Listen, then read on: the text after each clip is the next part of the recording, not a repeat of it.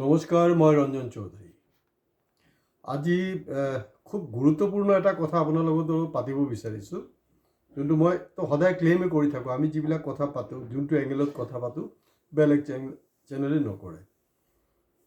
এতিয়া প্ৰশ্নটো হ'ল যে আপোনালোকৰ গাত ক'ভিড ভাইৰাছটো আছে নেকি?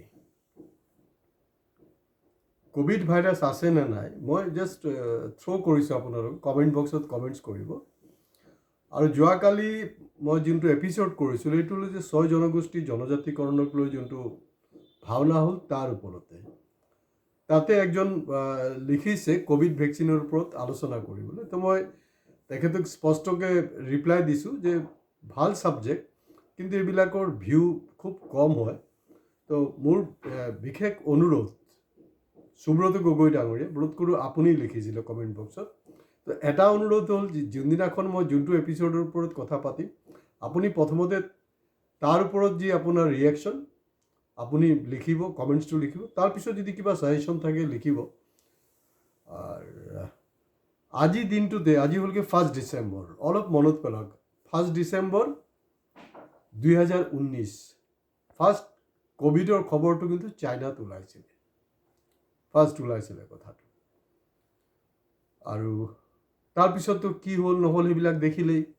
খুব ৰাজনীতি হ'ল, ঢোল চোল কিবা বজালে, কৰতাল বজালে, বহুত কিবা কিবি হ'ল, দেখিছে নহয়। জ্ঞানী কোনে, কি মূৰ্খ মানুহ, কি জ্ঞানী মানুহ, চবেই কৰিলে সেইবিলাক কাম। তো তাত মই একো ক'ব লগা নাই, কাৰণ মই এইবিলাক কৰা নাই। মই এইবিলাকত বিশ্বাস নকৰোঁ, কাৰণ পৃথিৱীত ক'তো হোৱা নাই।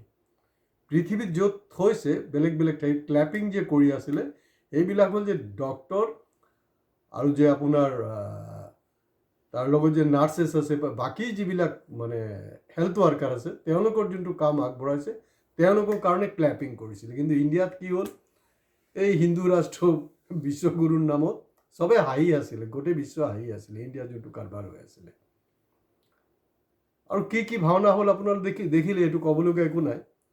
আৰু যদি মোৰ ভুল নহয়, 2021 আমি কথা পাতি আছোঁ, 2019 1 ডিচেম্বৰ ক'ভিডৰ কথাটো চাইনাত ওলাইছিলে।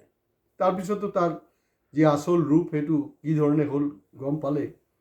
আৰু সেইটো সময়ত দেখিছিলোঁ আমি টিকটকত মানে বহুতে মানে হেৰি কৰি আছিলে, মানে সেইটো ব্যংগ কৰি আছিলে, মজাক কৰি আছিলে সেইটোক লৈ।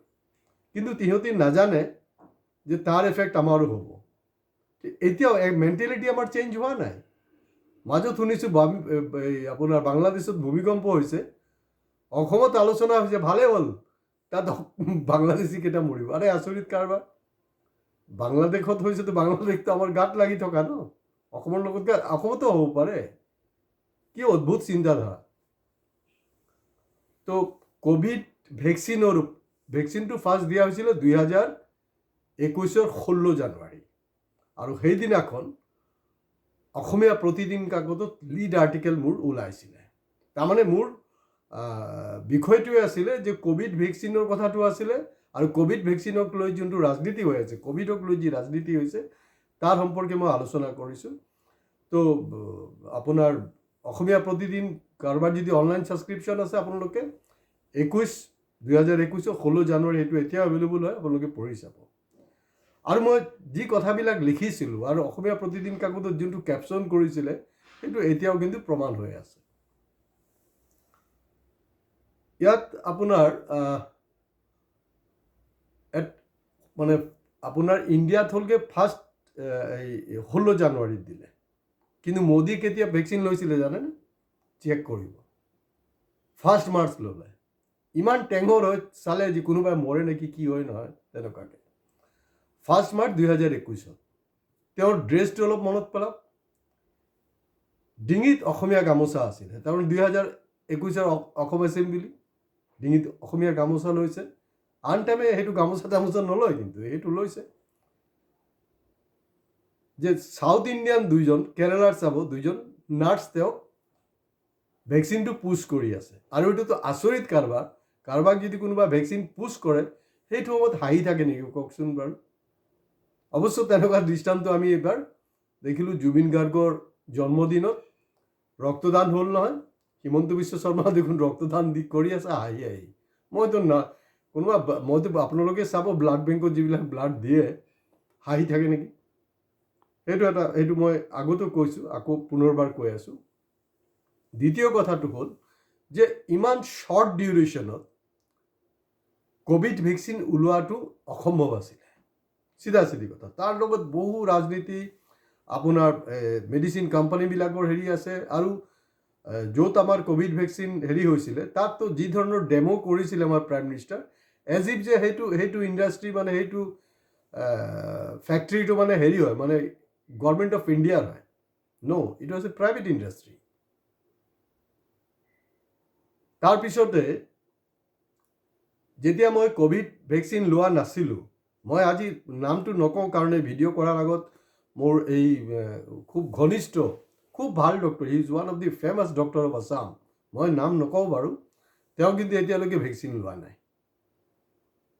আৰু তেখেতে মোক কৈছিলে যে চৌধুৰী আপুনি হেৰি নকৰিব, আপুনি ভেকচিন নল'ব। কিন্তু উপায় নাই, ল'ব লগা হ'ল, পৰিস্থিতি মোক বাধ্য কৰিলে, উপায় নাই আৰু কি কৰিম, লৈছোঁ। আৰু মই দেখিছোঁ যে মোৰ এইটো কিমান ডাঙৰ সৰ্বনাশ কৰিলে। কাৰণ লকডাউনৰ সময়ছোৱাত, কাৰণ ৰিক্সা ঠেলা আপুনি একো নাপায়, মই পূৰা 2 বেগ 2 মোনাত বস্তু ভৰাই খোজকাঢ়ি আহিছোঁ ঘৰলৈ বজাৰৰ পৰা, কোনো অসুবিধা নহয়, উইথ ফুল এনাৰ্জি, কোনো দিগদাৰ নাই। কিন্তু এতিয়া মই অকলে বজাৰত যাবলৈও কষ্ট হয়। তাত এই বস্তুবিলাক কিন্তু নিশ্চিতভাৱে আপোনালোকৰ মাজতো কিন্তু এই লক্ষণবিলাক চাব। ভেকচিন 1 যেতিয়া ল'লোঁ, কি ল'লোঁ মই একো গমেই নাপালোঁ। ভেকচিন 2 যেতিয়া ল'লোঁ, তেতিয়াৰ পৰা মোৰ ডিটৰিশ্যন হ'ল।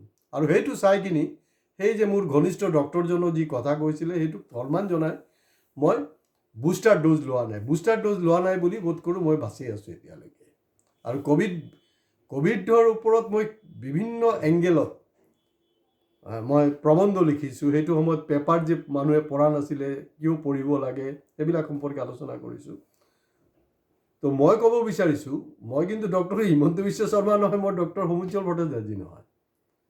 কাৰণ মই সেই প্ৰবন্ধটো ওলাই যোৱাৰ পিছত বহুতে ফোন কৰি সুধিছে যে ছাৰ কোন মেডিকেল কলেজত আছে। মই জন্য মই কি আগত ডক্টৰ বুলি লিখিছোঁ নাই, I am not a doctor.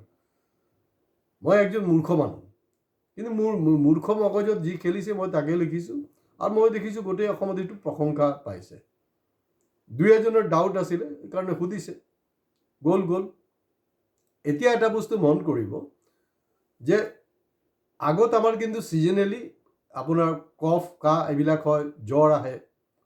বহুত মানুহ আছে, পুৰণা মানুহবিলাক আছে, তেওঁলোকে কোনো দৰৱ নাখায়, গৰম পানী খায়, গাৰ্গেল কৰে, নৰ্মেল কোৰ্চত এইটো ঠিক ঠাক হৈ যায়। কিন্তু আমাৰ যি জেনেৰেশ্যন, আমি এইটো নকৰোঁ। আমি এণ্টিবায়'টিক খাওঁ, কফ চিৰাপ খাওঁ, তাৰপিছত ঠিক হৈ যায়। এতিয়া আপোনালোকে মন কৰিব যে মোৰ যে এটা সন্দেহ হৈছে যে ক'ভিড এতিয়া আমাৰ মাজত আছে, এইটো তাৰ মূল কাৰণটো হ'ল, এটা বস্তু চাব যে আপোনাৰ যদি এই ইনফেকশ্যনটো হৈছে নহয়, ডক্টৰৰ ওচৰলৈ গৈছে, আপুনি প্ৰপাৰ মেডিচিন লৈছে, চব ঠিকেই আছে। কিন্তু আপোনাৰ 15 দিন, 20 দিন বা 1 মাহ মূৰত দেখা গৈছে ছেইম প্ৰব্লেম আপোনাৰ ৰিপিট কৰিছে। য'ত আপুনি ছেইম কোৰ্চ অফ এণ্টিবায়'টিক আপুনি মানে 1 মাহৰ গেপত আপুনি খাব নোৱাৰে। কমচে কম মই জনামতে 3 মাহ এটা গেপ হ'ব লাগিব। আমাৰ এনেকুৱা এটা অৱস্থা হৈছে।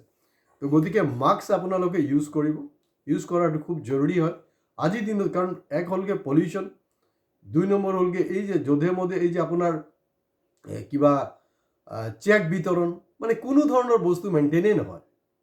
নেতা নমৰে, কিন্তু কোনো নেতা নমৰিব, ভেৰি ৰেয়াৰ। বিশেষকৈ বিজেপিৰ কোনো নেতা মৰিব দেখিছে নেকি ক'ভিডৰ সময়ছোৱাত? নমৰে। ৰেকৰ্ড ওলাব, বহুত কম, বহুত টেঙৰ, চব ইমিউনিটি থকা বস্তু খাই থাকে তাহাঁতি।